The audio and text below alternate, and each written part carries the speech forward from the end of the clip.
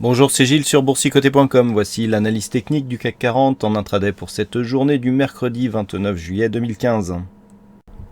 Avec une séance qui se neutralise aujourd'hui du point de vue de cette tendance haussière que nous avions hier.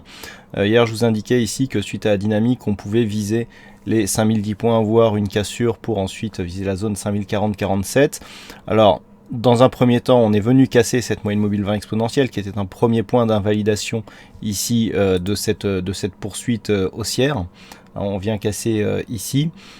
Et puis, suite à cela, on est venu ici chercher la bolle inférieure. On a neutralisé, on a tenté une cassure ici des 5010, mais qui n'a pas donné lieu à une poursuite du mouvement haussier, puisque on est revenu ici juste après sur la bolle inférieure.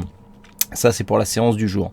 Depuis ce double contact, eh bien, il faut constater que les cours évoluent sous la moyenne mobile 20 exponentielle. Il n'y a plus de contact avec la bolle inférieure, mais ça laisse plutôt présager ça présage plutôt ici de la poursuite d'un mouvement haussier. Alors, si on regarde avec un petit peu plus de recul, ce que l'on peut observer, c'est une phase ici de baisse qui représente la dynamique principale, un retracement, donc un rebond technique qui vient marquer un point haut dans la zone 50-61-8 et qui se rapproche ici d'un mouvement baissier.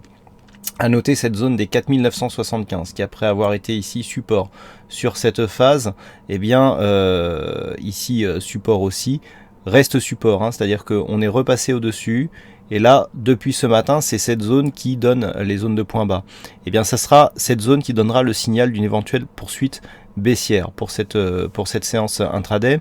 À savoir que si les cours ici, après avoir marqué cette phase de consolidation et ce rebond technique, repartent ici à la baisse, eh bien, le fait d'avoir une rupture ici de ce point bas, eh bien, nous donnera le déclenchement d'un signal court terme, mais pourrait déboucher sur une rupture ici des 4915 qui donnerait le signal de poursuite d'un signal un peu plus moyen terme, puisque nous sommes ici sur la dynamique principale, rebond.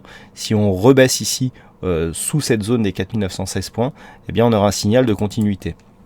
Donc le point à surveiller, premier point à surveiller ici, c'est 4975. Une rupture de ce signal, une rupture de ce niveau pour nous donner un signal baissier d'un point de vue court terme intraday. La deuxième zone à surveiller dans ce cas-là, si nous assistions à une rupture ici de cette zone des 4975, c'est 4938 points qui pourraient marquer ici une phase d'accélération. D'un point de vue ici de la hausse, ce qu'il faudrait pour viser ici une continuité du mouvement, alors certes on peut voir que la dynamique est en train de s'estomper, puisque si on trace ici un support qui pourrait être défini ici par ces trois points significatifs, celui-ci et celui-là, on voit ici que dans la continuité on est monté le long de ce support, et puis là nous avons assisté à une phase de cassure. Donc si cette cassure est suivie ici par une poursuite baissière telle que je vous l'ai indiqué, 4975, eh bien il y aura un signal de confirmation, en plus d'être baissier, de rupture de cette dynamique haussière. Tant que les cours n'ont pas cassé 4975, le signal n'est pas en place. Là pour l'instant on a juste une sortie de dynamique haussière, mais pas encore de retournement. Par contre, si les cours reviennent ici et réattaquent cette zone des 5010, malgré la sortie de cette dynamique, on pourrait réactiver une dynamique haussière, mais pour cela, il faudrait désormais casser cette zone de points haut qui se situe à 5022 points, donc en direction des 5040 points. C'est seulement sur un dépassement, un peu comme je vous disais hier, de ces 5042-47 points, que l'on neutraliserait la dynamique qui avait été impulsée par ce mouvement baissier. Donc on a encore du chemin à faire. Pour l'instant, on est plus facilement orienté à la baisse que à la hausse, puisqu'il faudrait vraiment un signal fort à la hausse pour redynamiser, je dirais, cette tendance haussière, alors qu'à la baisse, il suffit de casser quelques niveaux pour réimpulser une dynamique baissière. Les indicateurs sont neutres du point de vue du RSI, on est légèrement baissier sur le stochastique, le MACD s'équilibre lui aussi, donc pour l'instant peu de signaux en tout cas qui proviennent de ces indicateurs. Et puis du point de vue des chiffres statistiques, donc cet après-midi on n'attend pas grand chose comme chiffres.